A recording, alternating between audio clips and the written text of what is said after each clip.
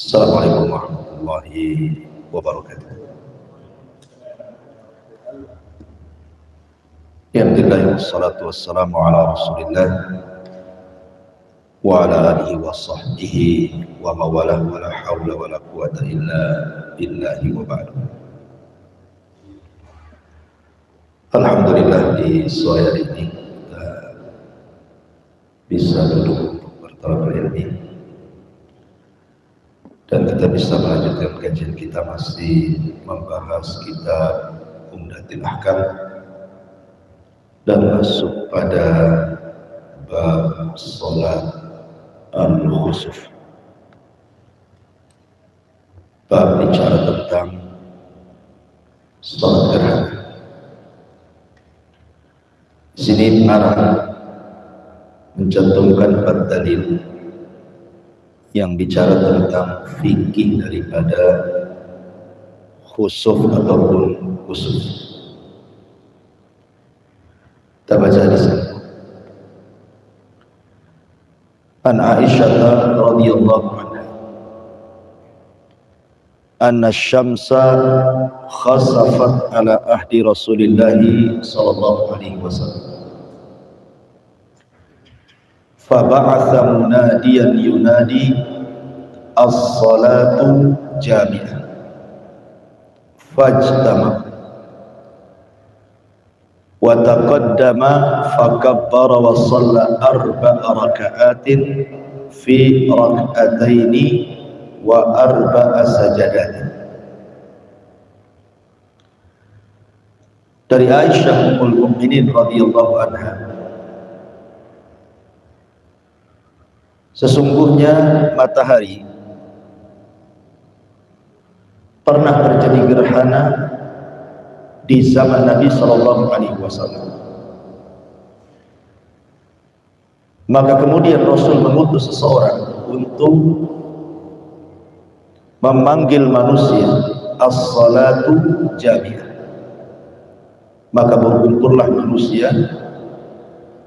Kemudian Nabi sallallahu alaihi wasallam maju dan bertakbir, kemudian salat 4 rakaat. Pada setiap rakaat fi rak'ataini, pada 2 rakaat, dan juga 4 kali sujud. Kemudian hadis kedua dari Abi Mas'ud Uqbah ibn Amr al-Ansari al-Badri radhiyallahu anhu. Qala Rasulullah sallallahu alaihi wasallam, inna asy-syamsa wal qamara ayatani min ayatillah yukhawwifu Allahu bihima ibadah wa innahuma la yankhasifani li mauti ahadin minan nas fa idza ra'aytum minha syai'an fasallu wad'u hatta yankashifa ma bikum. Bersabda Nabi sallallahu alaihi wasallam, sesungguhnya matahari dan bulan keduanya adalah tanda dari tanda-tanda kuasa Allah. Allah hendak menakut-nakuti dengan keduanya hamba-hambanya, dan tidaklah keduanya, maksudnya matahari dan bulan, digerhanakan karena kematian seseorang dari manusia. Apabila kalian melihat gerhana tersebut, maka salatlah dan berdoalah sampai tersingkap gerhana itu kepada kalian. Baik. Bicara tentang gerhana dalam bahasa Arab itu ada 2 kata. Ada namanya khusuf, ada namanya kusuf. Jadi menggunakan kha khusuf, ada juga menggunakan kaf kusuf. Apa bedanya kusuf dengan khusuf? Kalau kusuf, ada yang mengatakan di sini khusus gerhana matahari, itu disebut kusuf. Tapi kalau gerhana bulan disebut khusuf. Itu bahasa Arabnya seperti itu. Dibedakan kusuf dan khusuf. Intinya bahwa baik gerhana matahari ataupun bulan, Nabi SAW menyebut dengan kalimat ayatani min ayatillah. Keduanya adalah tanda-tanda dari tanda-tanda kuasa Allah. Kalau kita melihat di zaman Nabi SAW, maka gerhana itu langka, jarang terjadi. Bisa 10 tahun sekali, bisa 15 tahun sekali, dan begitu seterusnya. Makanya sekali terjadi itu membuat ketakutan. Masalahnya jarang terjadi. Apalagi di zaman itu belum ada penerangan, belum ada listrik, sehingga kalau terjadi gerhana total itu betul-betul gelap. Lain di zaman sekarang ya, mau total nggak total ya tetap aja terang, listrik di mana-mana, di jalan-jalan, di gang-gang ada, kecuali orang yang tinggal di hutan baru merasakan takut. Sehingga Nabi SAW saat putranya meninggal, Ibrahim, putra daripada Maria Qibtiyah, itu terjadi gerhana matahari total. Kalau terjadi gerhana bulan ya wajar, namanya malam kan memang gelap. Tetapi ketika terjadi gerhana matahari berarti terjadi di siang hari, kemudian gelap total kan gitu, seolah-olah kemudian langit ini menggelapkan dunia. Itu yang membuat Rasul dan para sahabat ketakutan, karena jarang terjadi fenomena seperti ini. Saking ketakutannya Nabi SAW itu sampai kemudian lari ke masjid dan lupa membawa sesuatu yang harusnya dibawa. Begitulah orang takut, biasanya sudah melupakan segalanya. Dia tidak peduli dengan barang-barang yang harusnya dibawa, tidak dibawa jadi, karena takut gitu ya. Kemudian Nabi SAW memerintahkan sahabat untuk berteriak, as-salatu jami'ah. Kalimat as-salatu jami'ah ini adalah kalimat yang biasa digunakan Rasul kalau ada sesuatu yang sangat penting. Berarti kalau ada sesuatu yang sangat penting menghajatkan manusia berkumpul, maka Rasul biasanya memanggil manusia dengan sebutan as-salatu jami'ah. Nanti manusia itu kumpul dari mana-mana.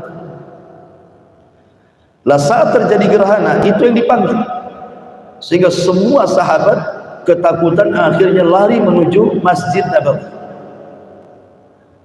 Maka Nabi SAW kemudian menjelaskan, setelah Rasul sholat kemudian berkhutbah, maka dalam khutbahnya Rasul menjelaskan bahwa gerhana bukan karena kematian putranya Ibrahim, bukan pula karena lahirnya seseorang yang sangat besar, tetapi keduanya adalah kuasa Allah yang merupakan tanda dari tanda-tanda kebesaran Allah Subhanahu wa taala. Di sini Nabi SAW ingin membenarkan akidahnya para sahabat,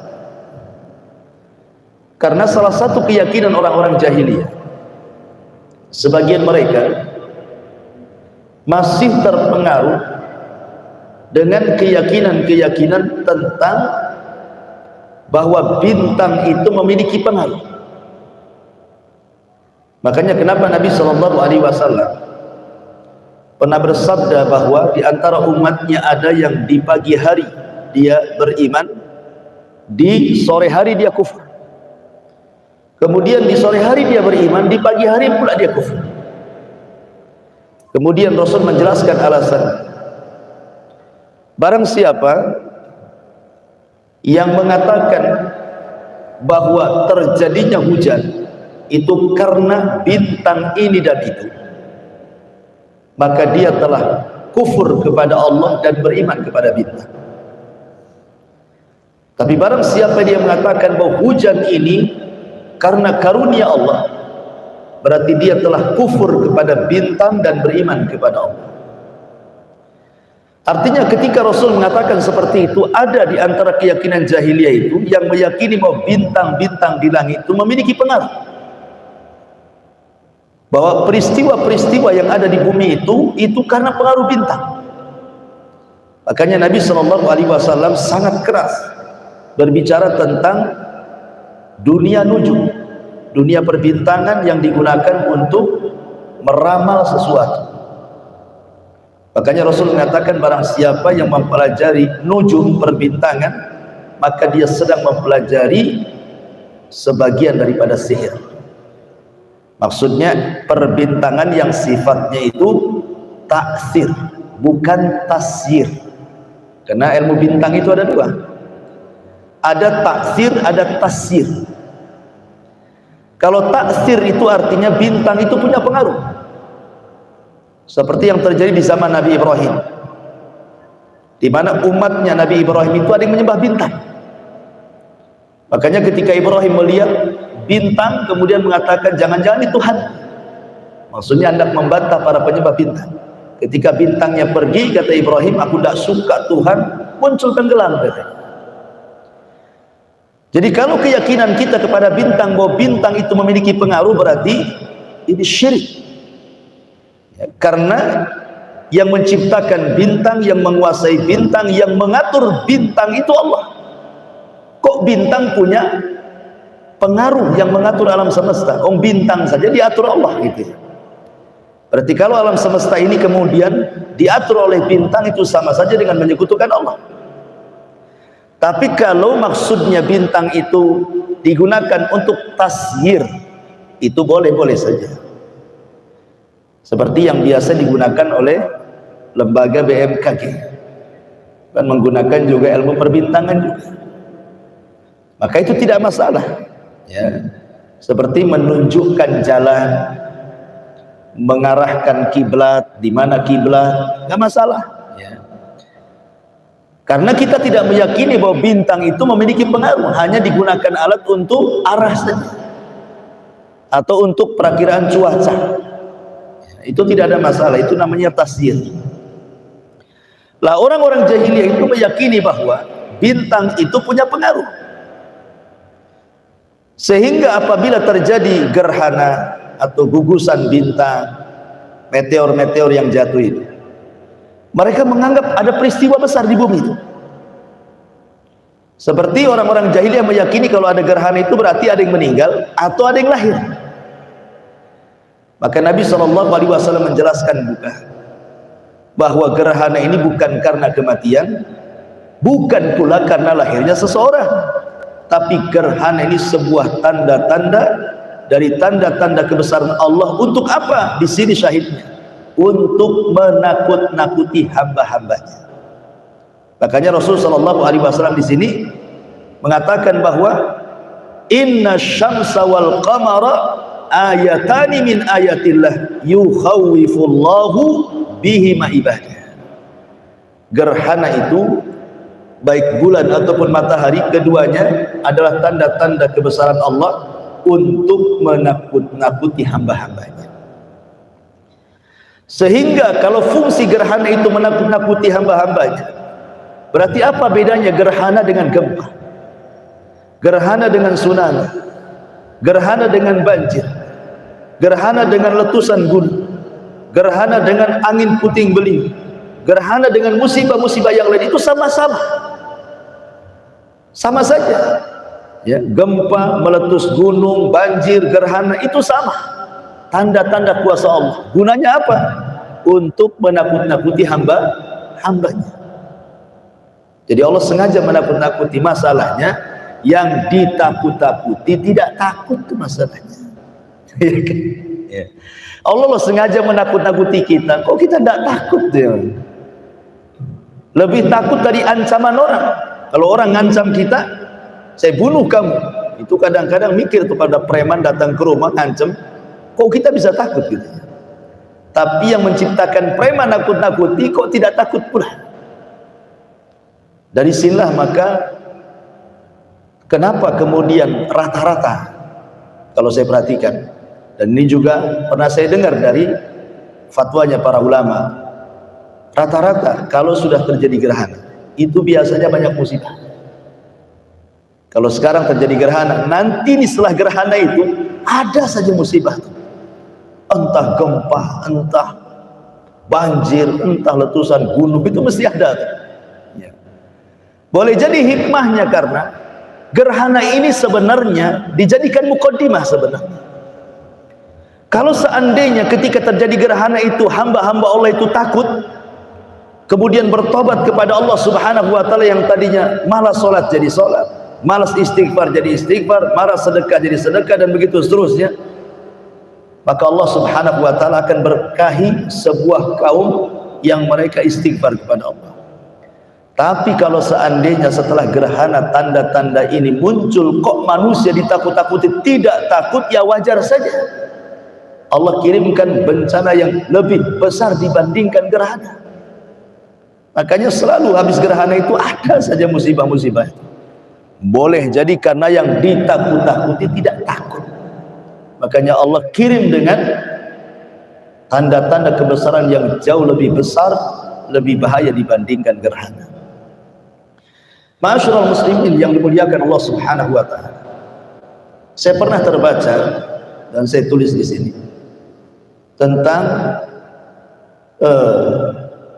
penelitian NASA mulai dari tahun 2011. Ketika tahun 2011 kata NASA itu terjadi 4 gerhana, 2 matahari dan 2 bulan. Kemudian pada tahun 2012 itu pun sama, terjadi 4 kali gerhana. Kemudian 2013 terjadi 1 gerhana matahari, 3 kali gerhana bulan. Kemudian 2014 terjadi 4 gerhana, 2015 4 gerhana juga, 2016 4 gerhana juga, sampai sekarang menunjukkan hampir setiap tahun berdekatan waktunya. Kalau tidak bulan matahari, bulan matahari, atau dalam 1 tahun matahari dan bulan. Kenapa demikian? Maka kalau kita melihat hadis-hadis tentang akhir zaman, hadis-hadis tentang akhir zaman, maka Nabi Shallallahu Alaihi Wasallam pernah mengatakan bahwa di antara tanda-tanda kiamat adalah khasfun bil masri, wa khasfun bil maghrib, wa khasfun bi jaziratil ardh. Kalimat khasfun ini kalau diarahkan ke langit maknanya gerhana, maka ini istilah salat khusuf. Tapi kalau diarahkan ke bumi maknanya gempa. Jadi kalimat khusuf itu kalau diarahkan ke bumi berarti dimaknai gempa, banyak gempa. Tapi kalau diarahkan ke langit maknanya banyak gerhana. Dan ini tanda dari tanda-tanda akhir zaman. Ya, mendekati kiamat itu akan banyak gerhana. Dan itu sudah kita saksikan karena hampir tiap tahun gerhana itu. Ya. Berarti di sini menunjukkan bahwa dengan banyaknya gerhana berarti telah muncul tanda-tanda kiamat yang mendekati kiamat atau mendekati tanda-tanda kiamat besar. Karena nanti bukan hanya digerhanakan saat kiamat, tapi matahari dan bulan akan digelapkan kemudian akan dijadikan satu.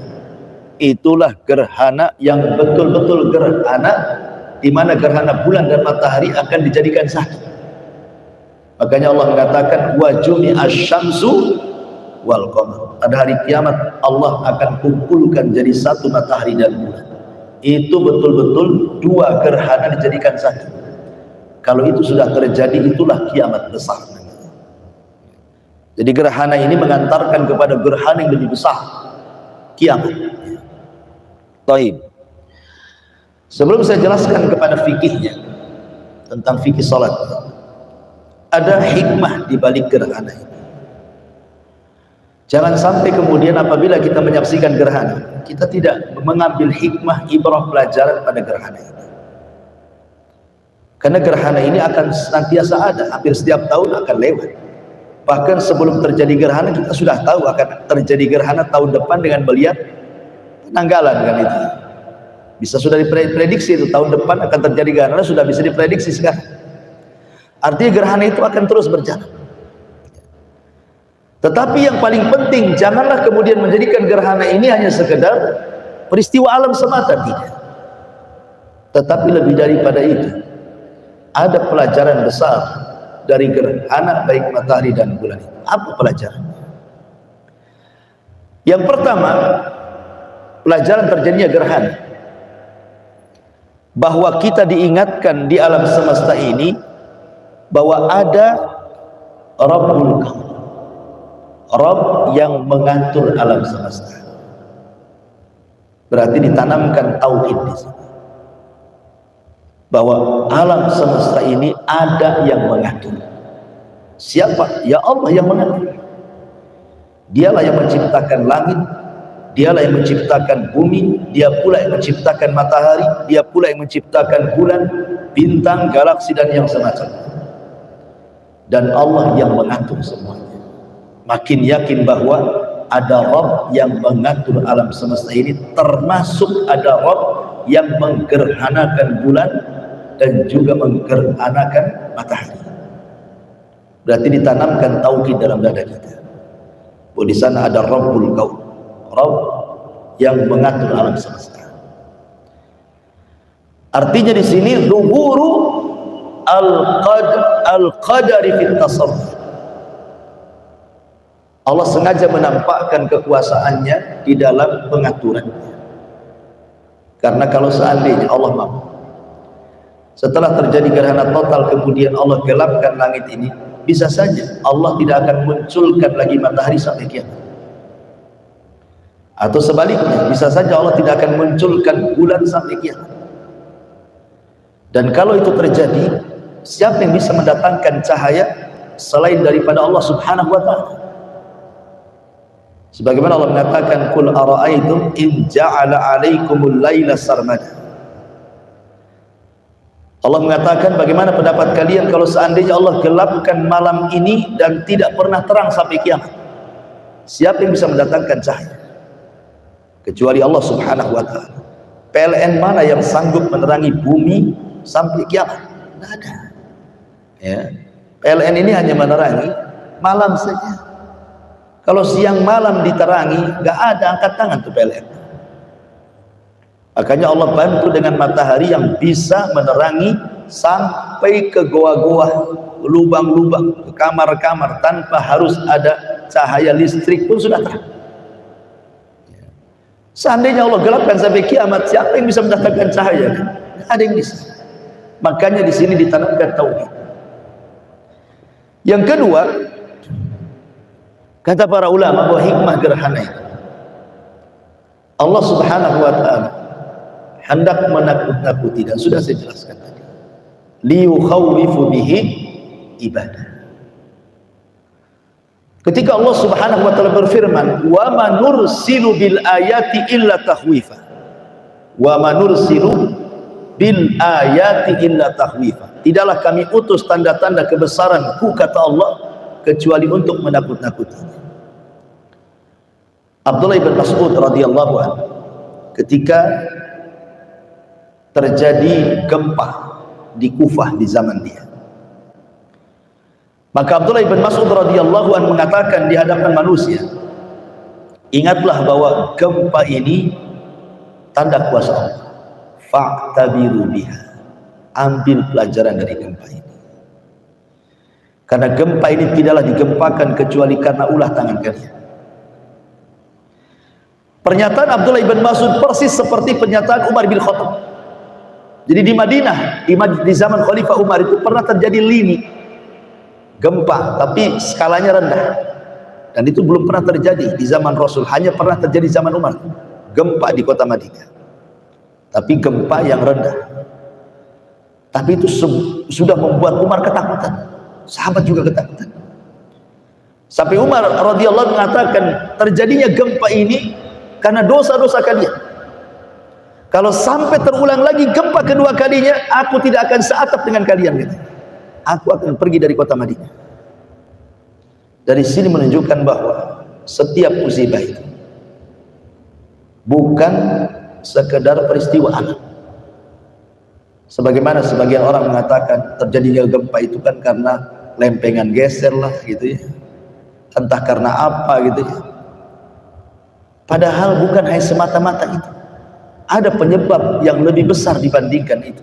Apa? Ya dosa-dosa kita yang dilakukan. Karena tidak mungkin Allah Subhanahu wa ta'ala mengadab sebuah kaum kalau kaum itu adalah kaum yang bertobat kepada Allah kan. Wa ma kunna mu'adzibina, tidaklah kami mengadab sebuah kaum wa hum yastaghfirun, sementara mereka kaum yang suka istighfar. Itu Allah yang mengatakan dalam Quran. Maknanya ketika mereka meninggalkan istighfar, tobat kepada Allah, ya sudah wajar Allah kirimkan azab. Kemudian yang ketiga, di antara hikmahnya adalah di mana Allah Subhanahu wa taala liyuran nas, agar manusia melihat an mudajan lima sayakunu yaumal qiyamah, supaya manusia melihat bahwa gerhana ini, di mana digelapkan semuanya alam semesta ini, diingatkan bahwa akan terjadi gerhana yang jauh lebih dahsyat dibandingkan ini. Kapan? Apabila terjadi kiamat. Jadi kalau kita ini menghadapi gerhana, maka ingatlah kiamat. Gitu maksudnya. Gimana ini? Baru gerhana saja sudah sedemikian rupa. Gimana kalau kiamat? Gitu maksudnya. Makanya orang-orang soleh di zaman dulu, orang-orang salaf ini, apabila di tengah malam mereka bangun, kemudian mereka qiyamul lail, dan mereka senantiasa menangis di malam hari karena diingatkan dengan hari kiamat. Jadi gelapnya malam itu diingatkan kepada kiamat. Makanya orang-orang soleh mereka tidak pernah tidur di malam hari, dan apabila kemudian terbit fajar mereka senang karena diingatkan dengan soleh. Begitulah orang-orang salaf zaman dulu. Ya, jadi kegelapan itu mengingatkan mereka ke dalam kiamat yang akan datang. Maka gerhana juga sama. Kemudian juga Nabi SAW ketika terjadi gerhana, faedahnya ada. Nabi SAW ingin meluruskan akidah umat. Karena ada sebagian akidah umat itu yang percaya dengan bintang. Seperti di zaman kita ini masih ada juga yang percaya nasib mereka itu dinasibkan kepada bintang kan itu, dengan membuat ramalan-ramalan bintang tertentu untuk menentukan perjodohan, untuk menentukan ekonomi, nasib, dan begitu seterusnya. Maka Nabi SAW ingatkan tuh ketika terjadi gerhana, gerhana itu bukan karena lahirnya orang, bukan pula karena matinya orang, tapi gerhana itu tanda kuasa Allah untuk menakut-nakuti kalian, kata Rasulullah. Rasul ingin meluruskan akidah orang-orang jahiliyah. Jadi gerhana itu hanya untuk meluruskan akidah. Jangan sampai percaya dengan bintang, bahwa bintang itu ada yang mengatur Allah Subhanahu wa ta'ala. Makanya kalau kita lihat di dalam Al-Quran, Allah Subhanahu wa ta'ala katakan, la tasjudu lisyamsi wala lil qamar wasjudu lillahi alladhi khalaqahunna in kuntum iyyahu ta'budun. Janganlah kalian sujud kepada matahari, janganlah kalian sujud kepada bulan, tapi sujudlah kepada yang menciptakan keduanya. Siapa yang menciptakan keduanya? Allah. Matahari, bulan itu makhluk dari makhluk-makhluk Allah, maka jangan dijadikan Tuhan. Maka di sini juga Nabi SAW memberikan hikmah bahwa terjadinya gerhana itu dalam rangka meluruskan akidah bahwa matahari dan bulan itu hanya sekedar makhluk. Jangan sampai disembah, apalagi dijadikan Tuhan, dengan diyakini memiliki pengaruh tentang kejadian bumi, lahir atau matinya seseorang. Kemudian juga di antara hikmahnya, i'lam bi annahu qad yu'khad ma la dzamba lahu liyuhadzira man lahu dzambun. Allah hendak memberitahu dengan gerhana ini, terkadang Gerhana ini terjadi untuk memberikan peringatan kepada orang yang tidak melakukan dosa. Terkadang orang-orang yang tidak melakukan dosa diperingatkan oleh Allah Azza wa Jalla, dan orang yang melakukan dosa lebih diperingatkan lagi. Kalau terjadi musibah itu kan ada dua, bisa dalam bentuk ukubah, bisa dalam bentuk tahdzir, peringatan. Jadi bisa dalam bentuk hukuman, bisa dalam bentuk tahdzir, peringatan. Kalau musibah itu mengenai orang-orang fasik, memang ahli maksiat, berarti itu dalam bentuk hukuman. Allah sedang menghukum mereka di dunia sebelum akhirat. Tapi kalau dalam mengenai orang-orang yang beriman, berarti bentuknya tahdzir. Tahdzir itu peringatan. Allah sedang memperingatkan itu. Walaupun kalian ahli sholat, walaupun kalian ahli zakat, ahli puasa, Allah peringatkan kepada orang-orang yang ahli beribadah kepada Allah Azza wa Jalla, bahwa kebaikan itu jangan dikonsumsi sendiri, tetapi ajak juga manusia. Sebab kalau seandainya ada orang baik di tengah-tengah orang jahat, kemudian orang baik ini diam saja, dia baik untuk diri sendiri dan tidak mengajak orang lain, maka kalau Allah timpakan sebuah musibah, jangan salahkan Allah kalau yang kena bukan hanya orang zalim saja, orang baik pun terkena imbasnya. Itulah pentingnya mengingkari sebuah kemungkaran, supaya kalau Allah turunkan fitnah itu, kita ini selamat dari fitnah itu, karena kita sudah memperingati manusia. Di sini Allah mengatakan, wattaqu fitnatan la tusibannal ladzina zalamu minkum khas. Takutlah kepada fitnah yang kalau Allah turunkan itu bukan terkena orang-orang zalim saja, tapi orang baik pun terkena imbasnya. Lah gerhana ini menjadi sebuah peringatan bagi orang-orang yang beriman dan sinyal azab bagi orang-orang kafir. Makanya sering saya katakan tadi bahwa habis gerhana biasanya setiap tahun ada saja. Ingat tsunami Aceh, itu kan dilalui dengan gerhana sebelum datang tsunami, kan gitu. Sekarang pun sama, kemarin gerhana, tahu-tahu ada gempa, tahu-tahu ada letupan gunung, tahu-tahu ada begini. Tidak Ustaz, itu budaya akhir tahun biasanya. Bukan, kan? Karena tidak semua akhir tahun ada bencana, kan begitu. Ada orang yang mengatakan, nah itu sudah memang begitulah, itu kodratnya itu. Kalau sudah akhir tahun banyak bencana katanya, kan. Bukan, akhir tahun tidak bisa disalahkan. Terjadinya letupan gunung, gempa, banjir dan begitu seterusnya, sekali lagi ini ulah manusia. Kalau manusia ini mereka taat kepada Allah Azza wa Jalla, tidak mungkin Allah menimpakan azab sedemikian rupa. Dan banyak lagi hikmahnya yang disebutkan di dalam kitab ini oleh pengarang. Baik, kita akan masuk pada fikih gerhana. Hadis yang ketiga, an Aisyah radhiyallahu anha, dari Aisyah radhiyallahu anha, annaha qalat, bahwa dia berkata, khasafatis syamsu ala ahdi Rasulillah, terjadi gerhana matahari di zaman Rasul. Fasalla Rasulullah sallallahu alaihi wasallam bin nas, maka Rasul pun salat bersama manusia. Fa'atalal qiyam, Rasul pun memanjangkan bacaan salatnya sampai lama berdirinya. Tsumma raka'a, kemudian Rasul ruku. Fa'atala ruku, Rasul pun panjangkan rukunya. Tsumma qama, kemudian Rasul berdiri lagi. Fa'atalal qiyam wa huwa duna qiyamil awal, maka Rasul pun kemudian memanjangkan berdirinya, tapi tidak selama berdiri yang pertama. Tsumma raka, kemudian Rasul ruku. Fa'atala ruku, Rasul pun panjangkan rukunya, dunar rukuil awal, tapi tidak sepanjang ruku yang pertama. Tsumma sajada, kemudian beliau sujud. Fa'atala sujud, beliau pun panjangkan sujudnya. Tsumma fa'ala fi rak'atin ukhra, maka Rasul melakukan pada rakaat yang keduanya, misla ma fa'ala rakaatil ula, persis seperti di rakaat yang pertama.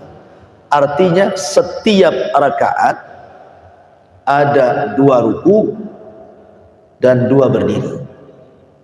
Ya, jadi kalau saya praktekkan salat gerhana itu Allahu Akbar, kemudian baca iftitah, kemudian baca Fatihah, kemudian baca surat yang panjang sekali, kemudian ruku, dipanjangkan ruku. Setelah ruku bangkit lagi, kemudian baca lagi Fatihah, baca lagi Quran yang panjang sekali tapi tidak sepanjang yang pertama, kemudian ruku lagi, kemudian i'tidal, ini kemudian sujud. Inilah 1 rakaat. Ya, berarti 1 rakaat ada 2 ruku, ada 2 berdiri. Ya. Kemudian setelah sujud bangkit lagi. Setelah bangkit baca Fatihah lagi, baca surat panjang lagi, kemudian ruku panjang rukunya, kemudian berdiri lagi, baca surat lagi, baca Fatihah, baca surat lagi, kemudian ruku lagi, kemudian i'tidal, kemudian sujud. 2 kali sujud, kemudian tasyahud akhir, kemudian salam. Begitulah salat gerhana sifatnya. Dari sini menunjukkan bahwa salat gerhana berbeda dengan salat-salat yang lain. Ketika para sahabat melihat kok beda salat, mereka ketakutan. Karena Nabi SAW itu panjang bacaannya, panjang rukunya, panjang sujudnya. Kok bentuk sholatnya seperti itu? Menunjukkan bahwa sholat gerhana ini bukan sekedar sholat gitu, tapi ada hikmah yang sudah saya jelaskan di awal tadi. Sampai dalam bentuk sholatnya saja, bentuknya dibedakan dengan sholat-sholat sunnah yang lain. Berarti gerhana ini bukan sekedar gerhana, tapi ada peristiwa di balik gerhana itu. Sampai Rasul seperti itu melakukan sholat. Ma'asyiral muslimin yang dimuliakan Allah Subhanahu wa taala. Kemudian lanjut hadisnya.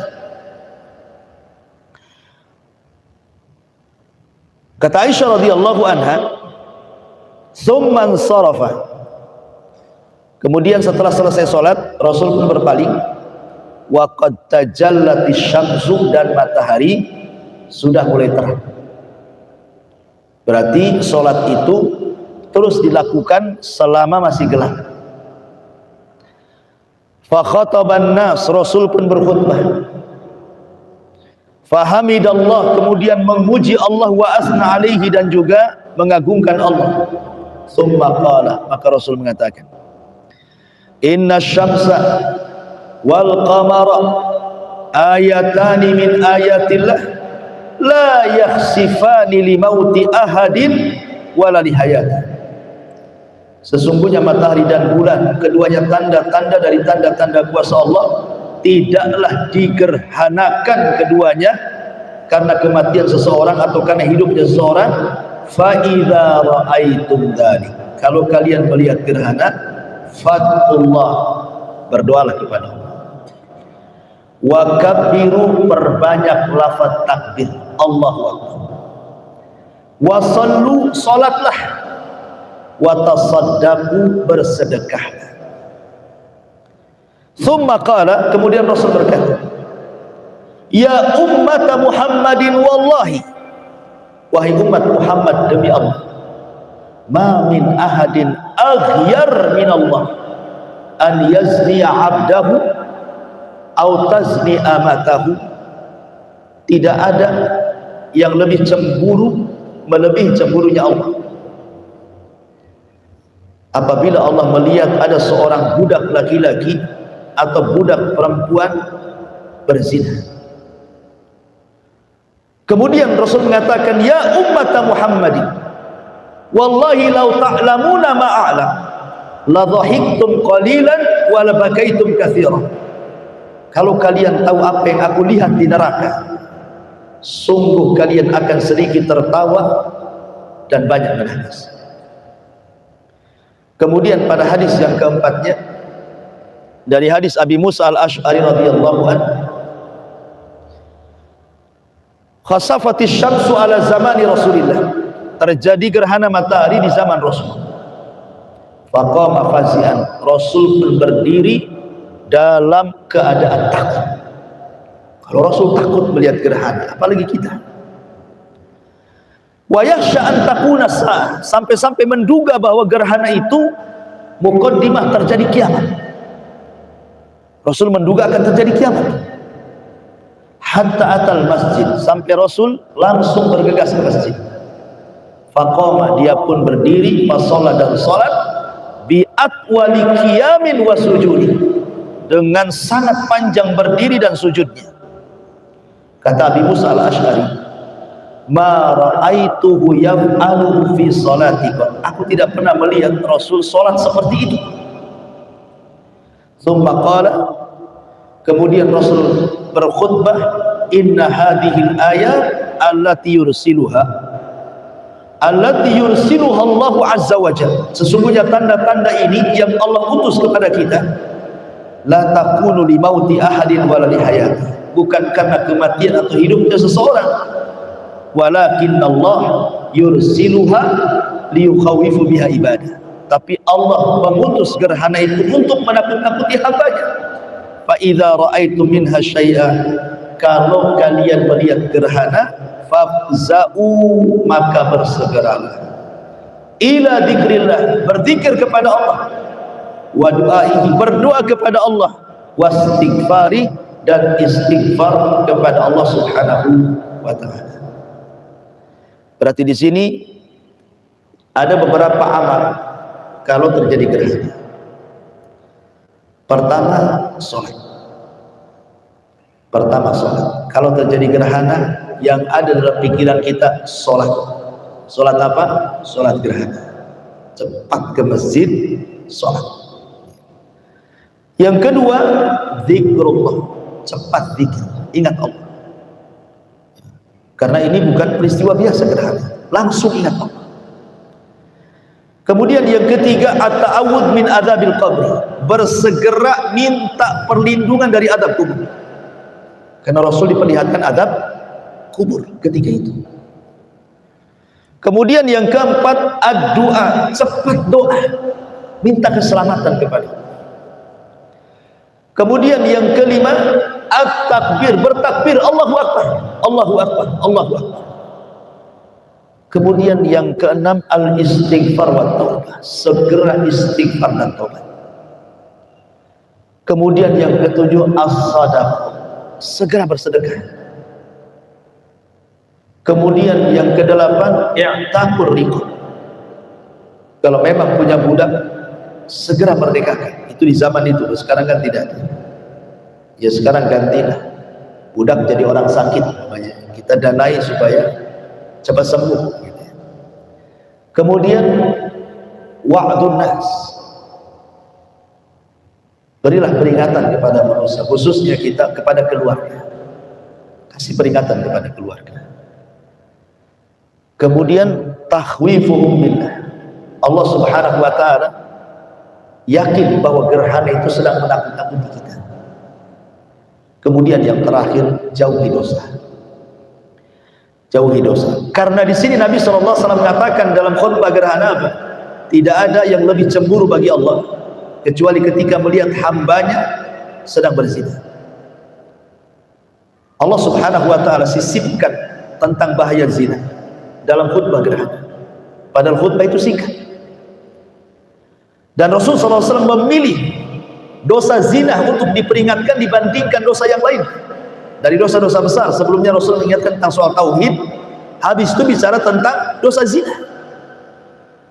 Karena rata-rata azab itu diturunkan karena persoalan zina.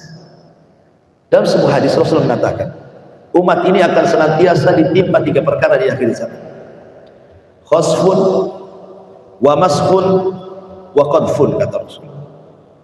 Khasfun, banyaknya gerhana atau banyaknya gempa. Qadfun, hujan yang bisa menghancurkan dan tidak membawa rahmat. Hujan deras akhirnya banjir di mana-mana. Kalau zaman dulu kan hujan batu di zaman kaum Lut gitu ya. Kemudian qadfun, dirubahnya watak manusia menjadi watak binatang. Kata Rasul, 3 sifat ini akan terus terjadi pada umat ini. Aisyah bertanya, kapan itu terjadinya wahai Rasul? Kata Nabi SAW, apabila sudah tersebar para biduan-biduan wanita. Apabila sudah tersebar para biduan-biduan wanita dan menghalalkan perzinahan. Ketika itu 3 perkara ini akan terus terjadi kepada manusia. Gerhana ataupun gempa, hujan yang membawa bencana, dan dirubahnya watak manusia jadi binatang. Ya, bentuknya manusia tapi wataknya watak binatang. Dan itu sudah banyak. Manusia yang tidak punya perasaan, kan, memburu seenaknya, merampas harta seenaknya, mencaci maki seenaknya, itu kan watak binatang. Ya. Dan Rasul memberikan alasan kapan itu terjadi, kalau sudah banyak biduan wanita yang mengarahkan kepada perzinahan. Itulah baru terjadi 3 perkara ini. Makanya Nabi SAW memilih yang paling besar dampak terjadi banyak musibah itu karena tersebarnya perzinahan dan segala macam bentuknya, homoseksualnya, lesbinya, LGBT-nya, dan begitu seterusnya. Makanya saya senang juga lihat YouTube itu, pemerintah buat pengesahan undang-undang yang melakukan hubungan kumpul kebo, katanya di penjara setahun, kan mantap. Ya mudah-mudahan terrealisasi kan gitu ya, untuk juga menyedikitkan penyakit masyarakat. Karena Rasul yang mengatakan kepada orang-orang muhajirin, ya ayyuhal muhajirin, khamsun, 5 perkara jangan terkena kalian, kata Rasul. Kalau sampai terkena kalian, a'udzubillah, aku berlindung kepada Allah, kata Rasulullah. Salah satunya Rasul mengatakan, malam tadharil fahishatu fi qaumin, ketika perzinahan sudah merajalela dan terang-terangan. Bukan hanya merajalela, terang-terangan lagi. Di zaman Rasul bukan tidak ada orang berzina, ada, tapi tidak ada yang terang-terangan, bahkan tidak ada yang tahu, karena aib gitu ya. Di zaman itu maksiat itu aib, di zaman sekarang ini bukan aib lagi. Justru sekarang ini perzinahan ini disebar baik lewat online atau offline gitu ya, baik terang-terangan atau tersembunyi, bisa didatangi siang malam. Luar biasa. Apa hukumannya, kata Rasul? Malam tadharil fahishatu fi qaumin qad illa, kata Rasul, Allah kuasakan kepada mereka taun, penyakit taun, au wal aujah, ataupun penyakit-penyakit lam takun madad fi aslafihimul ladzina madad. Itu belum pernah terjadi di zaman sebelumnya. Belum pernah terjadi. Penyakit ini hanya terjadi ketika perzinahan menyebar. Di zaman Rasul enggak ada. Bahkan di zaman jahiliyah pun tidak ada. Yang ada di zaman sekarang. Ya, contoh penyakit AIDS membanjiri. Dari mana penyakit ini muncul? Kan sebelum-sebelumnya nggak ada penyakit ini, kok muncul punya penyakit AIDS? Yang hebatnya, dari mulai awal kemunculan penyakit ini sampai hari ini belum ada obatnya. Sampai-sampai para pakar dunia, baratnya, Eropanya, timurnya gitu, mereka meneliti loh penyakit ini, mencari-cari obatnya, sampai berkumpul dokter, profesor, orang-orang cerdas, cendekiawan itu untuk mencari obatnya. Tidak pun kunjung ditemukan obatnya. Kenapa coba? Maka saya katakan bahwa perkumpulan kalian, penelitian kalian, laboratorium kalian itu percuma saja. Kenapa? Karena yang Anda lawan itu bukan bakteri, yang Anda lawan itu bukan virus, yang Anda lawan itu Allah. Percuma saja melawan bakteri. Bakteri, virus itu satu dari sekian juta tentara Allah. Kalaupun kemudian bisa dilumpuhkan dengan sebuah obat, Allah bisa kirim yang jauh lebih dahsyat dibandingkan AIDS. Apa masalah? Allah ala kulli syai'in qadir. Yang Anda lawan itu Allah. Percuma Anda berkumpul. Yang bisa menghilangkan penyakit itu cuma satu, taubat, berhenti dari zina. Itu sebenarnya kuncinya. Innallaha la yughayyiru ma biqaumin hatta yughayyiru ma bi anfusihim. Allah tidak merubah sebuah kaum, tapi kaum itulah yang merubah diri-diri mereka. Ya. Jadi inilah diantara hikmah terjadinya gerhana. Dan dalam sholat gerhana ini khususnya, sholat khusuf ini tidak disyariatkan azan. Tidak disyariatkan azan, hanya panggilan as-salatu al-jami'ah, salatul jami'ah, gitu saja. Wallahu a'lam bishawab. Ini diantara fikih singkat dari sholat khusuf atau khusuf. Silakan sebelum kita buat tanya jawab. Fadal. Waalaikumsalam.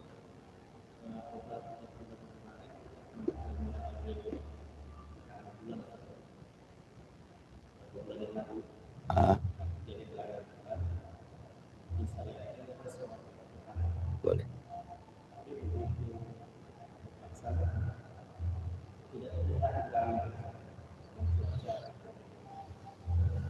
Maksudnya tidak terlihat apanya? Oh, karena mendung. Ya, selamat. Sekarang kan kita tahu bahwa pemerintah kita dengan badan BMKG-nya atau badan yang lainnya, peneliti gerhana, biasanya kan mengumumkan daerah-daerah yang terdampak dari gerhana, ya kan? Daerah-daerah yang terdampak gerhana itu mana saja? Biasanya sudah diumumkan, setahu saya. Setiap tahun kalau ada gerhana biasanya ada tuh pengumumannya. Daerah-daerah terdampak, entah Kepri, Sumatera, Kalimantan, itu diumumkan. Artinya bahwa dari pengumuman pemerintah itu, apalagi ada himbauan dari pemerintah untuk melaksanakan gerhana, maka kita disyariatkan walaupun terjadi hujan ataupun mendung. Kenapa? Karena ada himbauan dari pemerintah. Pemerintah yang paham soal ini, kita tidak paham, ya kan? Karena ini kan perkara-perkara umat, bukan pribadi. Perkara yang sifatnya kayak sholat id, itu kan umat, ya kan? Nah, gerhana juga sama, mengenai umat. Jadi kalau pemerintah sudah mengumumkan bahwa ini terjadi gerhana dan terdampak daerah tersebut, kemudian dianjurkan sholat, maka kita sholat. Satu, karena mentaati pemerintah. Atiullaha wa atiur rasul wa ulil amri minkum, kan itu ayatnya. Taatlah kepada Allah, taatlah kepada Rasul dan ulil amri, pemerintah kalian. Nah, kalau pemerintah sudah mengumumkan, selesai, nggak usah ditanya lagi, karena kita taat kepada pemerintah. Adapun kemudian cuaca gelap karena mendung atau hujan, kita yakin ada gerhana di balik itu karena sudah ada pengumuman masalahnya. Dan kita kan tidak diwajibkan melihat langsung total ke langit, kan itu ya kalau mendung. Wallahu alam, ya kita memilih lebih baik sholat ikhtiyat, ya, karena ini pemerintah sudah mengumumkan. Kecuali pemerintah mencabut lagi pengumumannya, nggak jadi gerhananya, itu lain ceritanya. Ya, kita tetap taat kepada pemerintah, ya, karena mereka yang lebih paham soal ini. Sampai pun menyelisih, anggaplah pemerintah berdusta, umpamanya penentuan id, ya kan, demi politik umpamanya kan, harusnya sekarang dijadikan besok umpamanya kan. Anggaplah pemerintah melakukan seperti itu, sudah taat saja. Kalaupun mereka salah, berarti kita dapat pahala, mereka dapat dosa. Kalau mereka benar, kita dapat pahala, mereka dapat pahala. Kan begitu hadisnya. Wallahu a'lam. Ya.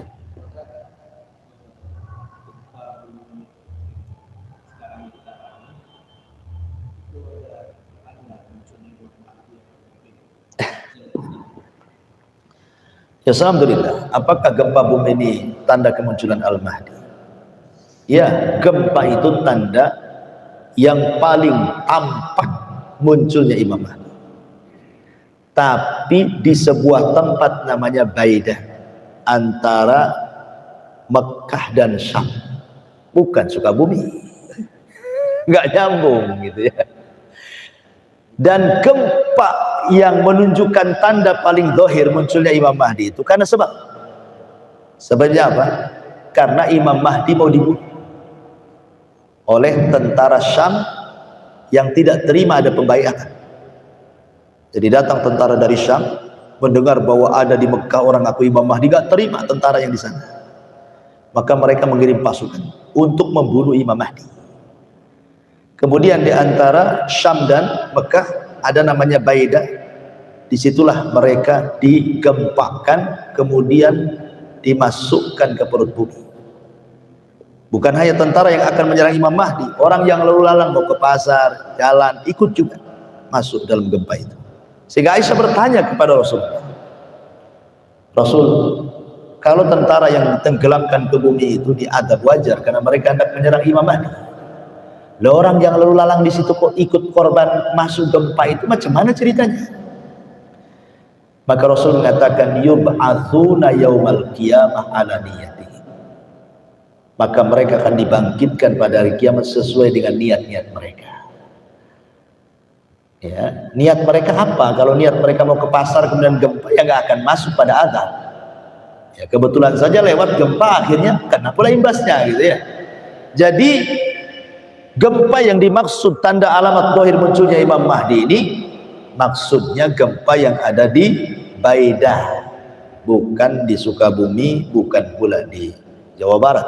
Nggak ada hubung kait. Ya, nggak ada hubung kait. Tetapi kalau gempa itu tanda-tanda kiamat kecil, ya tanda-tanda kiamat kecil. Karena gempa ini mengingatkan kepada gempa yang jauh lebih besar daripada itu. Idza zulzilatil ardu zilzalah. Apabila bumi digempakan semuanya. Di mukadimah dengan gempa-gempa kecil ini untuk mengarahkan kepada gempa yang besar. Makanya sering saya katakan tadi, janganlah menilai sebuah gempa itu dilihat dari kejadian alam saja. Ini kan kejadian alam. Sehingga kalau itu yang ditanamkan mindsetnya, ini akan mengarahkan kepada dosa besar, merasa aman dari makar Allah. Ketika keyakinannya seperti itu, berarti kita aman dari makar Allah jadinya. Itu kan fenomena alam saja. Ya, tenang-tenang saja jadinya kan. Nggak ada perubahan ibadahnya, nggak ada perubahan akhlaknya, nggak ada perubahan ketaatannya. Ya karena biasa ini fenomena alam. Apa yang terjadi? Nggak begitu. Kalau hanya sebatas itu dikhawatirkan bukan hanya sekedar aman dari makar Allah, akhirnya apa? Tertipu pula dengan makar Allah. Maksiat sesukanya jadi. Ya, jadi ini kita katakan kalau kita orang beragama, maka kita yakin dengan firman Allah Subhanahu wa taala, ma asaba min musibatin fa bima kasabat aydikum wa ya'fu an katsir. Tidaklah musibah yang Allah timpakan itu kecuali karena ulah tangan kalian. Lihat penebangan pohon di hutan, ya, perataan bukit dan gunung, kemudian ladang-ladang tambang yang asal gali dan begitu seterusnya. Itu kan berdampak semua itu. Itu kan karena ulah kita semuanya. Itu yang nyata lah gitu ya, yang nggak ada urusannya dengan maksiat gitu ya, ngerusak alam. Itu saja berdampak bencana besar. Apalagi bicara soal maksiat kan gitu ya. Dan maksiat itu jangan dilihat kecil besarnya, tapi lihatlah siapa zat yang ada maksiati sebenarnya. Kalau kita kemudian terpancing dengan pembagian dosa, ini kan kecil saja, belum besar. Ya namanya dosa kecil dikumpul-kumpulkan besar juga kan gitu ya. Jangan melihat kepada pembagian dosa, lihatlah Anda sedang berbuat dosa kepada siapa, itu maksudnya. Ya kepada Allah kan gitu. Dan Allah Maha Kuasa gitu. Allah bisa saja menurunkan adabnya sesuka Dia. Wallahu a'lam. Iya. Itu apakah memang harus ada khutbahnya berjamaah atau perorangan sendiri? Kayak tadi kan saya di suatu tempat nggak ada yang nyadain gitu. Iya. Sunnah muakkad itu hukum sholat gerhana adalah sunnah muakkad. Dia bukan fardu kifayah. Kalau fardu kifayah, udahlah ada yang melaksanakan, selesailah saya. Itu fardu kifayah namanya. Tapi dia sunnah muakkad, menyerempet wajib. Artinya sunnah yang tidak pernah ditinggalkan Rasul itu disebut muakkad. Berarti kalau sudah dikatakan muakkad, semua orang disunnahkan untuk melakukannya selama dia ada hukum taklif. Semua kemana? Ya kumpul di masjid. Jadi sifat sholat gerhana itu berjamaah. Makanya ada panggilan as-salatul jami'ah ini ganti daripada azan. Untuk apa? Menyuruh manusia datang. Berarti di sini menunjukkan jamaah. Karena ada panggilan datang. Sama dengan suara azan kan? Cuman beda dalam bentuk lafadznya.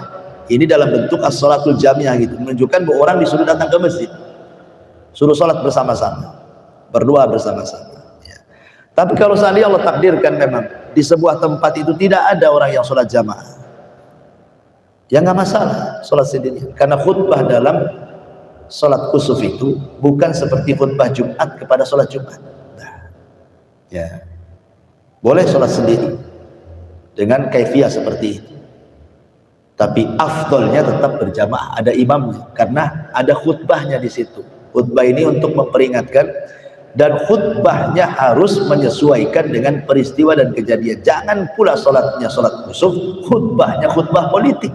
Nggak nyambung. Khutbah politik pula kan itu. Pilih si anu, si anu, si anu.